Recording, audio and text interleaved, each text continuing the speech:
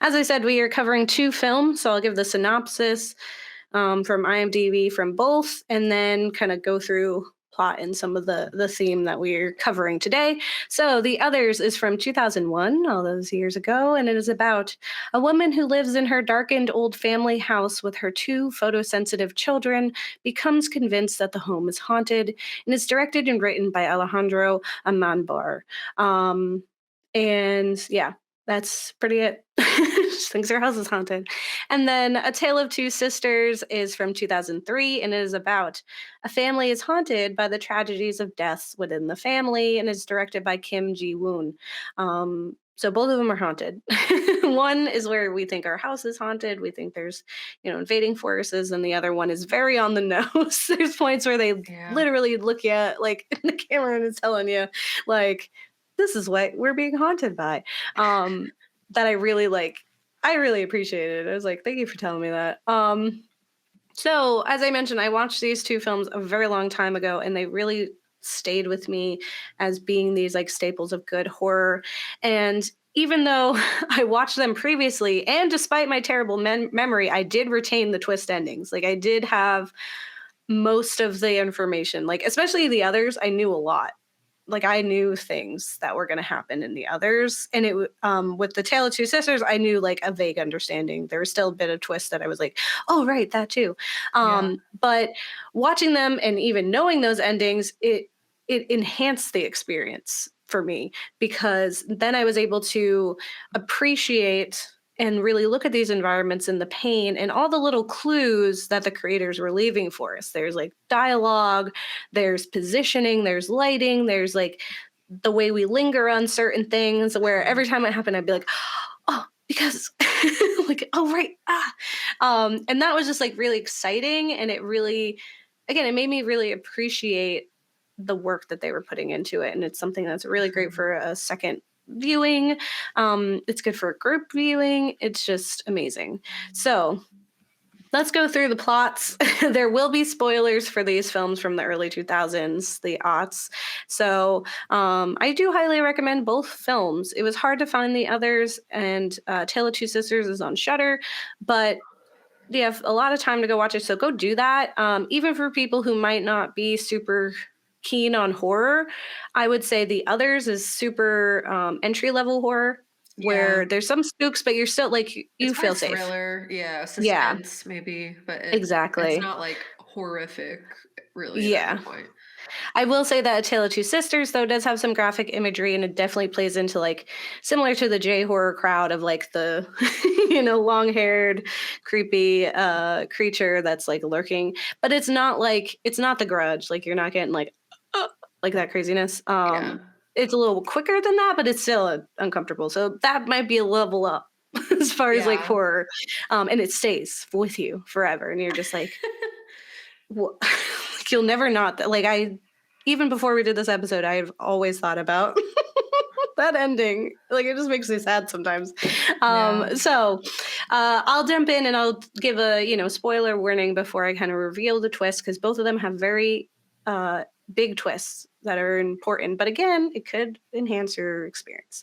So, in The Others, we follow a very religious and delicate mother, Grace, played by Nicole Kidman, which is actually pretty important because Tom Cruise was producing it, and he was her husband at the time, and they were going through their divorce, and she actually like quit in the beginning because it was too traumatic for her, and also like being married to Tom Cruise is pretty traumatic, and her divorce was confirmed like a week before the release.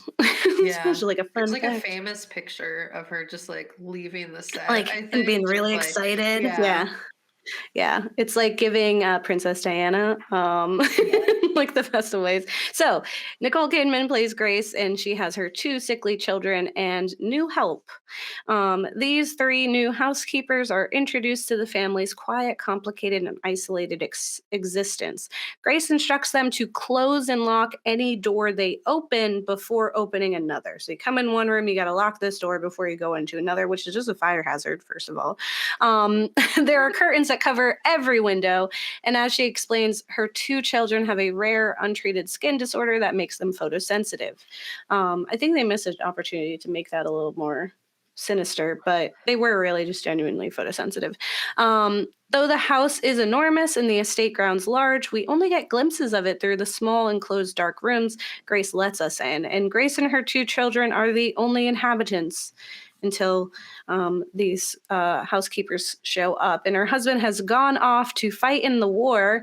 This is World War II, a war that Grace believes they had no business being in the first place. She Okay. definitely has feelings, all valid. And one day, all her servants vanish, just up in the air, without a word, no notes. They're just gone. And poor Grace is like, oh no. Um, but Yeah. luckily, these housekeepers show up and are there to help in her very large house. And she's not afraid to ask for help. But she still commands it like it's still her house.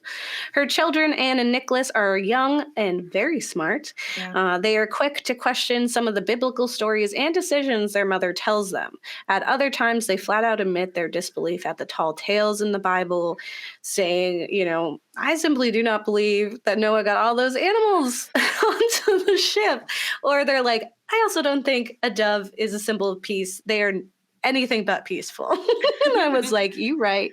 I hate birds. Anyway, um, Anne relentlessly teases poor Nicholas, painting herself as an unreliable or easily dismissed character.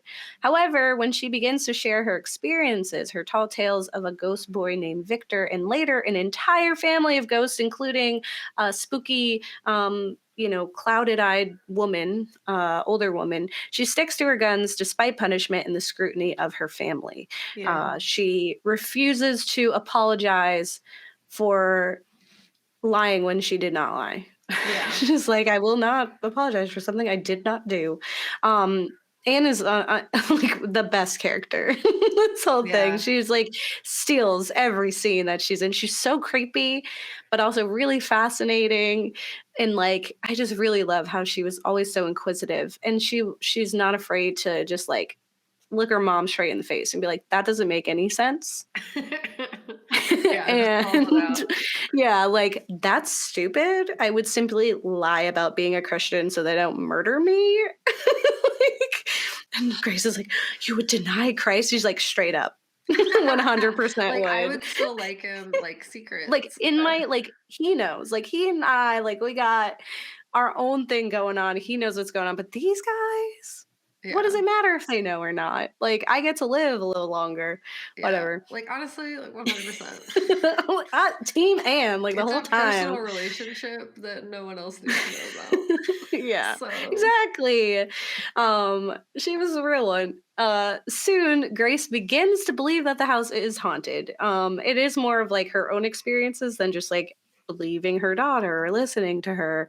After a particularly jarring experience in the piano room one night, she is convinced and begins to spiral, like just snaps, like that little very thin thread that was maybe kind of holding her sanity together is just unraveled. Is like yeah. she trusts no one, and she feels herself unraveling. So she wanders through the unrelenting fog in hopes of making it to town to ask for help from a priest to bless the house, because she's like, it's haunted. The spirits up in here. This is my house. She's like, I kept Nazis out of this house. You're not going to bring in ghosts now. Like, leave me alone. But while she's out navigating this fog, she stumbles upon her lost and presumed dead husband. He is bewildered and admits rather brokenly to Grace that he bleeds sometimes. He's clearly not all there. And I mean, war will do that to you. He's very like he's distant Yeah. and not here yet. Like his Yeah. body's here, but he's not here. Yeah. It's So she brings dissociated him. from trauma. Yeah, Yeah. he's still in there, like Yeah. he's still in the midst of whatever he was doing. He's bewildered, and she brings him home. And the children are elated while the servants are weary. And after a fight with her mother, as she spirals out and begins attacking her children in desperation, Anne talks with her father, and she tells him what she's been hinting at the whole movie, the tale of that night in which their mother had done something unforgivable and truly awful. Um, if Anne is convinced that this woman is a true villain, and Grace and her husband have a quiet fight because everything in this movie is quiet. Yeah. Everything is whispering, and this huge house. I wonder, like, I mean, the echo must have been crazy, but she's just like, "You weren't here. You went off to the war," and he's like, "I had to do it. I Yeah, know what they you did." whisper fight. Yeah. So it's like, and you're like, okay. And then, they kind of resolve things. It's more of like we put it to bed and then they make love. And in Yeah. the morning, he is once again gone, returned to the fog. So now, spoilers a little bit for the others of 2001. So you can hit, a few minutes over so I can get into the Tale of Two Sisters before I hop into their spoilers. So, spoilers for the others. In the end, we learn that the house is indeed haunted. Only it is our protagonists that are the ghosts, and poor Victor and his family are the living ones. Grace, in an act of desperation driven mad by isolation and abandonment, killed her two children, suffocating them with pillows before returning to her home to unalive herself with a rifle. And at the beginning of the film, she'd woken up screaming. When telling the truth of the story, she explains that she thought, after hearing the children's laughter when she woke up, that what she thought was a terrible nightmare, she felt that God was giving her a second chance, Yeah. this opportunity to do it over. So they went essentially for a week not knowing that they were in fact dead. They say this because the servants were gone for a week. They haven't heard birds for a week. The fog has been here for a week. And then the servants arrive. Yeah. And they're like, we dead too. We're dead. We've been dead. We're here to tell you It's a that this dead is the party. afterlife. I'm sorry you believe all that time, but this is what the afterlife is. And not just like they died of tuberculosis. So we all go to the same place, Yeah. regardless of what you did. There is no like station. We're just hanging around. Yeah. All right. Now, in A Tale of Two Sisters, we follow as two sisters return home from a hospital. They return after their mother's death to find their father with a new wife. Very Disney or fairy tale of them. This vicious stepmother slowly drops her kindly facade and begins to torture these sisters. Specifically the younger one. So older sister Sumi is the most vocal of the two, often protecting her younger sister Soo-yeon, and their father is often absent, and when he is there, quiet and disconnected, broken in his own ways Yeah. from this. You have to like ask yourself like what kind of person does this. I will say there's an American knockoff of this film, and that father's like whatever. That stepmom's also like whatever. It's like they did not take into account like all the sadness really like to the same extent, because this father, he is pained. Yeah. Many paranormal things occur, revealing this house to be haunted by some ghostly girl. Feeling very J horror, the long black-haired specter looks just out of vision, a solitary hand scratching along the floor at night, or a hand creaking a door open, hiding in a cupboard that we can only catch a glimpse of, or standing before us with her hair covering her pained face. Like she's always there, and then like really quickly. Yeah. It's not like gratuitous. And over time, Sumi begins to truly lose and overcome by her father's dismissal of her stepmother's actions. She's losing it. How can such terrible treatment be allowed to happen to her quiet and delicate sister?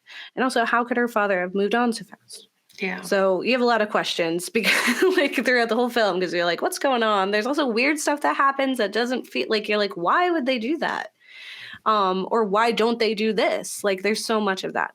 So getting into some spoilers of The Tale of Two Sisters. I really highly recommend go watch it on Shudder.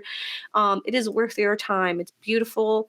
It's Yeah. unsettling. The score is phenomenal. The acting is really amazing.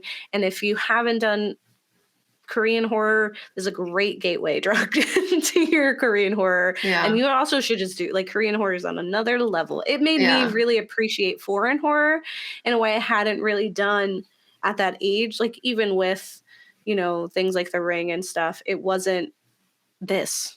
Like I Yeah. couldn't explain. I was like, this is like what? It was a masterpiece for real, for real. Like It's it was beautiful. really great. Like I enjoyed every second of it. Oh. Even if I was confused for part of it. Yeah, but I think you're supposed to be confused. You're supposed to be like, "What is going on?" And then at the end, you're like, "Wait, is that what?" Yeah. So, spoilers. As things descend into chaos, Sumi confronts her father. She asks him how he could allow for all of this to occur under his roof. And he asks simply, "What has she done?" To which Sumi replies, "She is hurting Soo-yeon." Um, and there's this look of sadness and bewilderment that like crosses his eyes. It's just like he is tired. He's worn down from his own grief and his own inability to help his daughters or he's like looking at her and she's so desperate and Yeah. like clearly at the end of her rope and he's like, "Why?" And then he hears that and in his sorrow he explains to Sumi that Soo-yeon is dead and has been this entire time. Yeah. And as Sumi looks at Soo-yeon, she's screaming in the corner at her own tragic reality. Sumi knows that it is true. Yeah. It like occurs to her that like, wow. And you probably you might have noticed that a lot of the conversations were pretty one-sided. So the stepmother Yoonju finally snaps and looks to attack Sumi after a traumatic cinematic experience in which we see Yoonju dragging a bloodied bag through the house and beating it with a pipe. And Sumi finds this bag and in anguish and terror attempts to open it. She imagines that her sister is in there and that Yoonju, the villainous stepmother, has finally lost it and is murdering her sister, even though she knows she's gone. Yeah. It's not she's stressed. Okay. She finds scissors, but is confronted by Yoonju, who's then stabbed accidentally with these scissors in her hand. It was not intentional. And the two fight. It's a bloody mess. And in a moment before Yoonju drops a statue on Sumi's head, when she's already suffered a concussion, she's already knocked out. She says, "Remember what I told you. You may come to regret this moment. Sometimes you want to forget something, but you can't. It follows you around like a ghost." And when father arrives home, he finds a shaken Yoonju in the room. She asks where Sunmi is, and he responds, "This needs to stop." he is like, "I can't, like, you can't believe you just said that to me."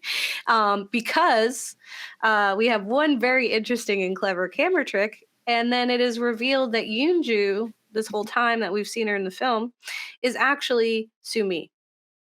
And in her grief, she had both hallucinated her dearly departed sister and then also disassociated herself into becoming this woman that she deemed the villain of her story. Yeah. The Yoonju, the real Yoonju arrives, and upon seeing this real human, Sumi realizes what she's done all this time. And we get to see the movie all over again, more or less, this Like, time real with quick. only Sumi. Yeah, it's like, here's all these scenes where she was actually sitting there, like, the whole time. Yeah.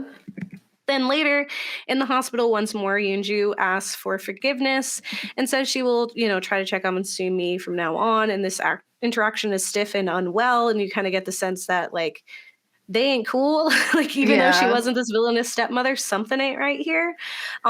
We get a flashback that reveals what happened all that time ago that so severely ruptured Sumi's sanity. And so their father was indeed having an affair with Yoonju, who would take care of them in the house. She was a part of this, like, family in a way.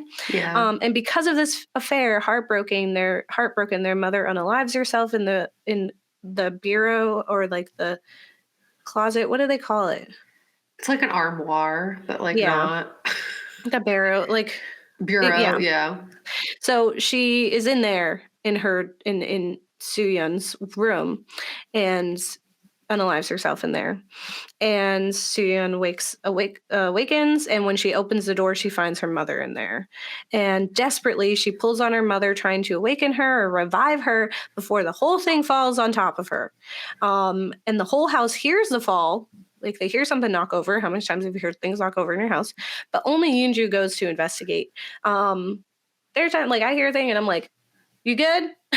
Yeah. Like, whoever's up there, "You good?" And I don't hear nothing back. I'm coming up. Like, we're gonna investigate. I'm gonna come in here. I don't care if you're in the shower. Like, I'm coming in here now. Yeah. But Yoonju goes to investigate, and she hears the scratching of Soo-yeon needing help under the barrow. Like, she sees that it had fallen, and she hears this. It like shocks her, and then she leaves. Yeah. She's about to leave, like, fully, and she, at the last minute, we kind of see her consider helping. Like, she goes to turn to maybe do something, and she bumps into Sumi in the hall. And Sumi essentially harasses her and says terrible things reasonably, because she just ruined her family, and is essentially like look what you've done. Just like, you're terrible.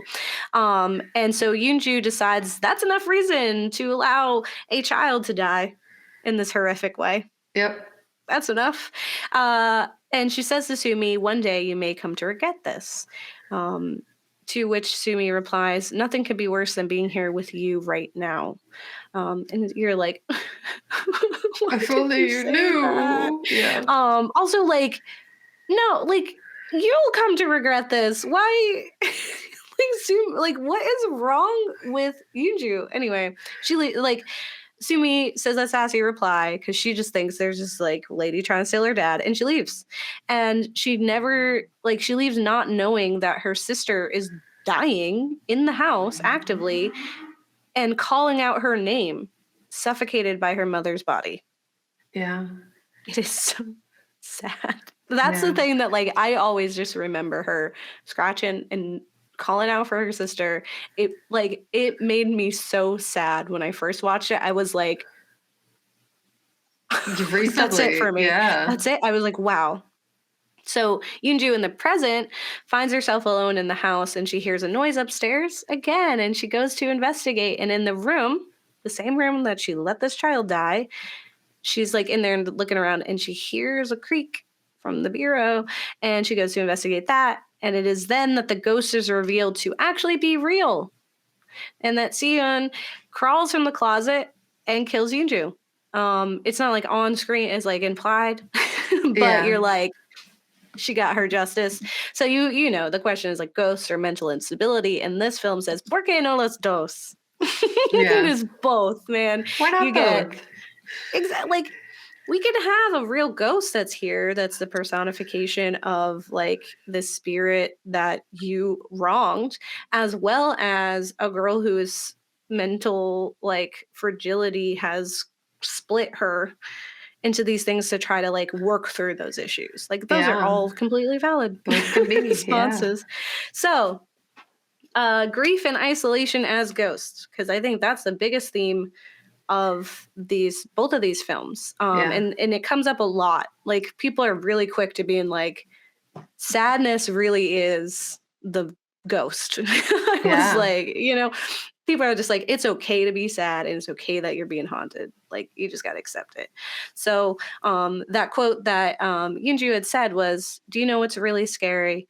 You want to forget something, totally wipe it off your mind, but you never can. It can't go away, you see, and it follows you around like a ghost. Like, straight up tells you.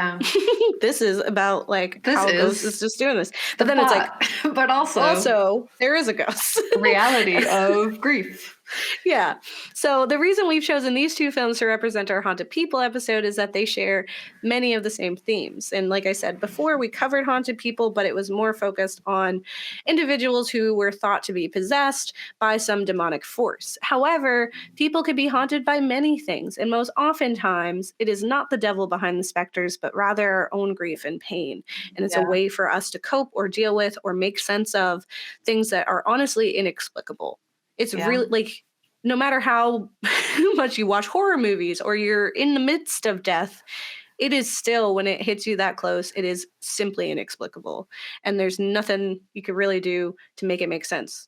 Like, it's just always like, what?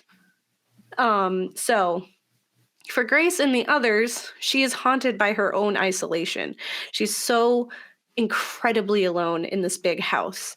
Like, that's, I think, one of the biggest takeaways I had of watching it the second time was I was like, this house is huge. And there's like 5 people in it.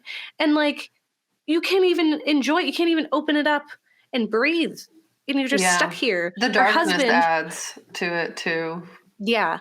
It's as if you don't have this big house, right? You're just in this small hole always.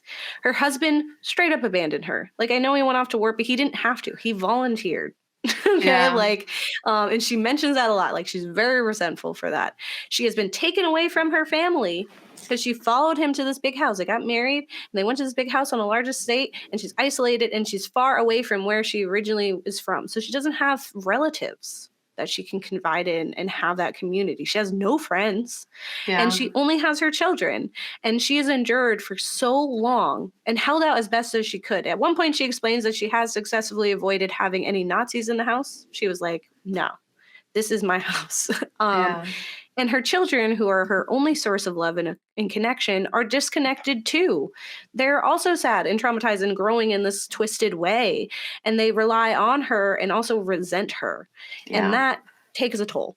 It's inevitable, you know? And so long before they died, they were already ghosts Yeah. in this house. Like, they weren't living, they were undead walking around these halls.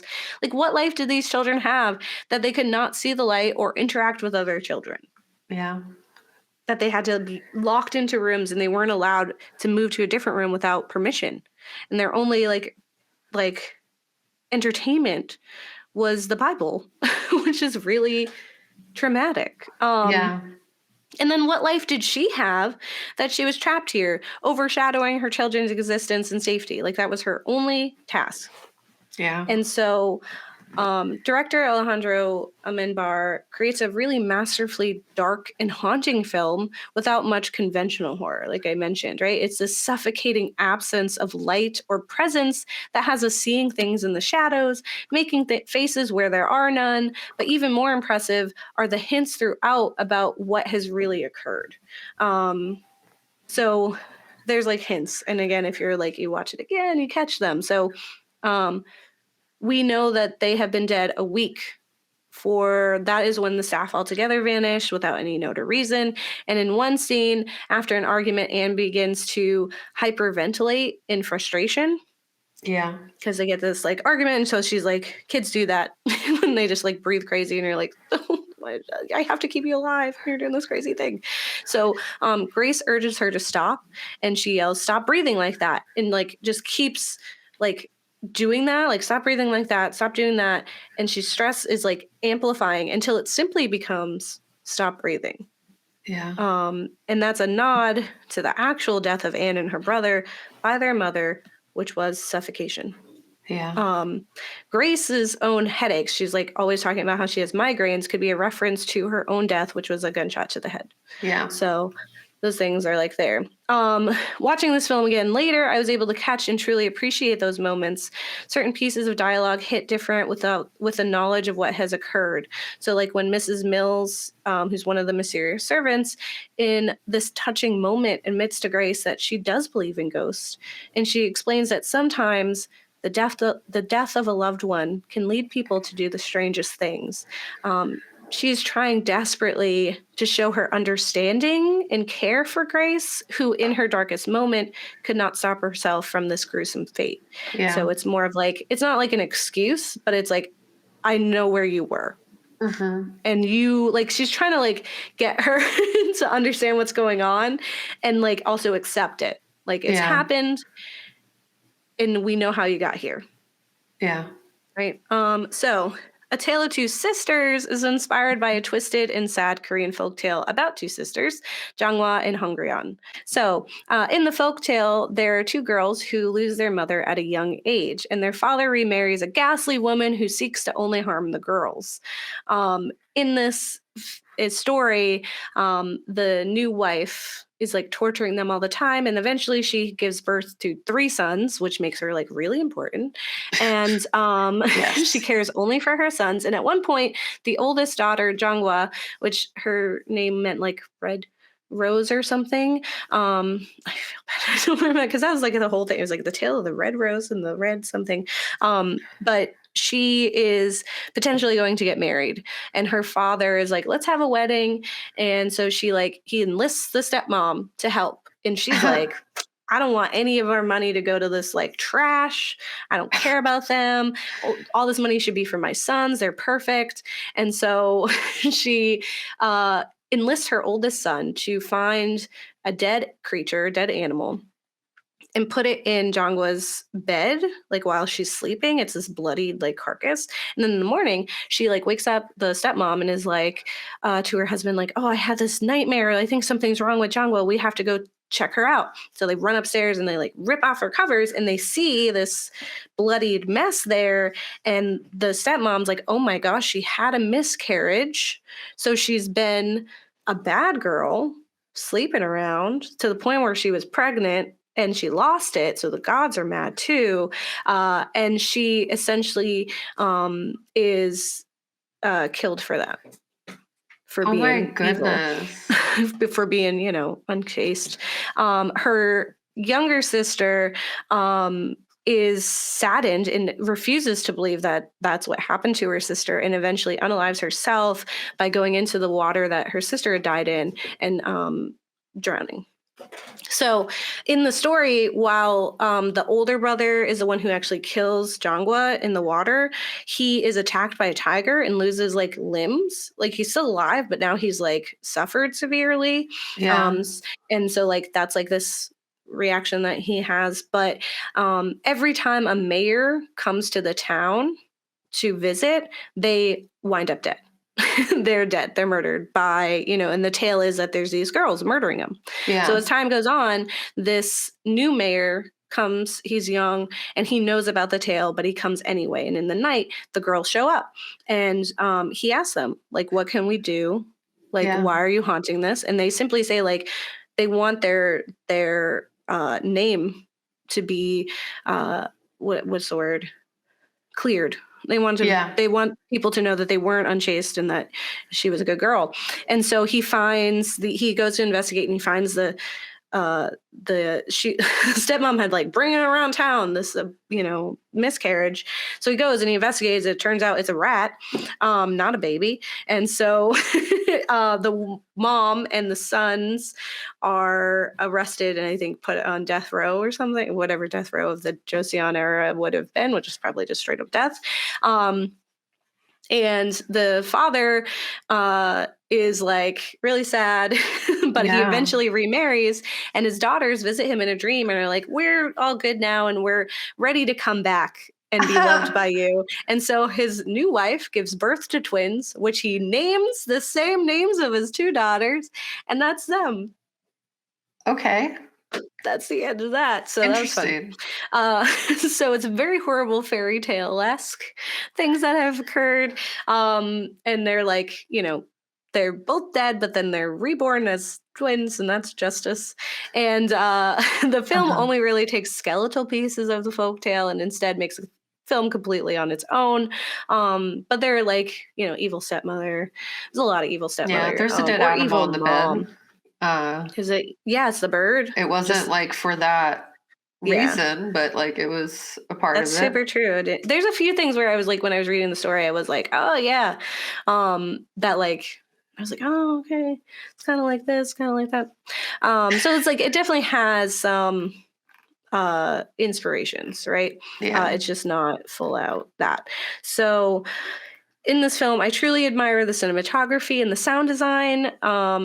For the others, the absence of birdsong and the continual darkness really added to the fear. Agreed. And for A Tale of Two Sisters, we get an equally foggy and dreamlike world where the haunts linger on the edges of the screen. And I love a good re-reveal of a film where we get to see moments again, but this time like as it truly happened. Love those. Throughout the film, if you know the twist, you pick up on how only the stepmother refers to both of the girls. She only says the girls. And you also notice that the father's heart breaks whenever Sumi mentions Sooyeon. Even when she's just like kind of mentioning things about her, he like looks really pained about it. Yeah. He also like never looks at the stepmother. There's a whole thing. When he desperately reminds Sumi that they had agreed to not talk about the dresser, it is him hoping to forget about this tragedy of his own family. At one point, he inquires, like he comes out and he inquires as to why she's outside alone and in the cold. And you wonder why he didn't say, "Why are you two out here?" He Yeah. just says "you," which you can kind of like infer maybe means both of them. But we immediately, as soon as he comes into the frame, the sister's no longer there. Yeah. Like it was two of them, it was a two shot. And then when he shows up, the two shot is now the father and her. And she like never even looks at Suyeon. She's not like, "Hey, what do you think about this?" She's the mouthpiece Yeah. for them. So it's like you start to pick up on those things if you know. Yeah. When Yoonju, manic at dinner, so the stepmom is manic at this family dinner, begins to talk about past events with the visiting family members, urging them to remember these moments. You wonder why Yoonjun has these memories at all, because she's this new stepmother. Why would she have these stories to tell? Like, why would she be like, "Remember all that time ago when we did this thing?" Like, why would they have done things with her? And you may even wonder why it is Yoonju who's given medication by the father every time. Like every single time it's Yoonju, and you're like, "What's wrong with her? She wasn't the one who came from the hospital."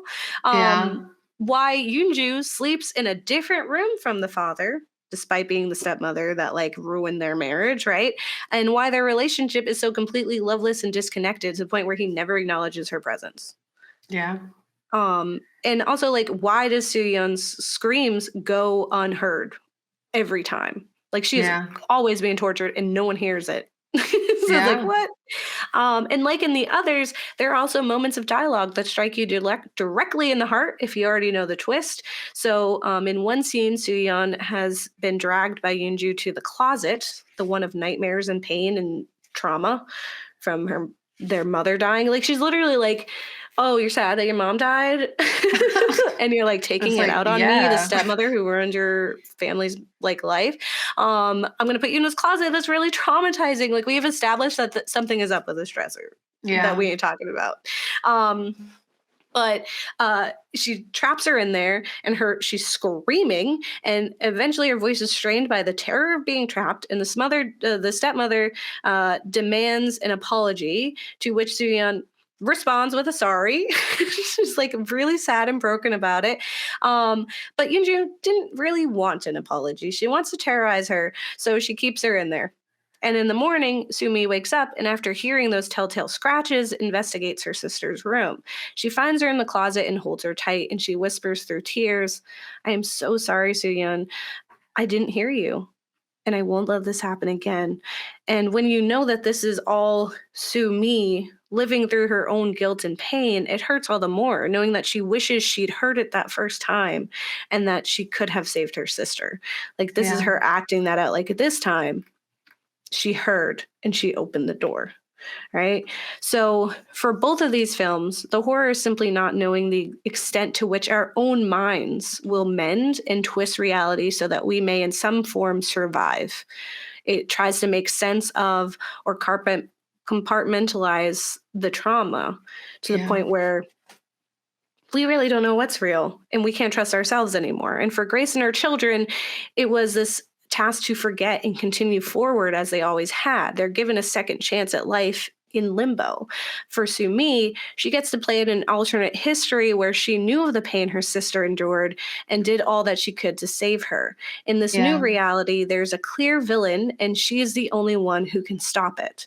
She is vindicated at the end when the vengeful spirit of her sister finally undoes that villain. And finally, she is given some closure. Yeah. Even simply an acknowledgement that she was right in her suspicions that Yuju was evil, because she is. She left that girl, like, she is evil. Like, I don't even care if she wasn't there the whole time. She was straight up evil. And like the folktale that inspired the film, the victory came from acknowledging her innocence, ultimately releasing her from that guilt. And as Coco Chanel said, guilt is perhaps the most painful companion of death. And Uh-huh. thank you to Ghouls Magazine for highlighting that for me. And that is, that's me. Yeah. And this film was like, I loved both films, obviously. The others, Mhm. like when I was a small child, messed me up in that, like, one, it was the first time ever in life in which I was like, oh, I'm Jewish. And to that, other people might think that I'm going to go a different place. That is the Mhm. first time in my child life I realized Wow. that, because they were talking Yeah. about limbo and stuff. And I was like, I wasn't baptized. Will I go to limbo? And then I like freaked out hardcore for like a while over that. And then like the actual story was really stressful too, because like, but Yeah. also like this new film, it's not new, Yeah. it's from 2003. New to Also, you. like, yeah, new to me, is just like a masterpiece for real, for Mhm. real. Like it Yeah. it encompasses like what grief is, how you blame yourself, how you have to honestly villainize others. Even like they did something wrong. Yes, she like Yoonju was evil. Yes, like in that Mhm. she let that kid die, even For no good though for reason. no good reason. And like maybe she didn't fully grasp that because she was in shock, but she has to live with that guilt and suffer because of it. Mhm. Because ultimately, at the end of the day, that's what happened. Um, but that you have like, it's like a perfect analysis of what the brain tries to do to cope. Mhm. Um, You, like, replay and it in your head, and you try to do it differently. yeah, and it's interesting because there's like kind of there's like a little bit of both because in both movies we have the dealing with suicide. Mhm. And we also have dealing with unexpected loss that is not that, like whether it's murder or accidental or what Mhm. have you, like it is unexpected and that there's like a big combination that I think happens there. Cause like if we're thinking about Sumi, she lost both her mom and her sister in the same day from two very Mhm. different causes. And her family, like, straight up, Yeah. because her dad was already leaving. Yeah. So like it's like a big thing to have to process all at once for a developing brain, first off, but also like for any brain, an adult brain even too, Mhm. uh that is something that like the mind is going to have a very hard time grasping. And I'm going to get into that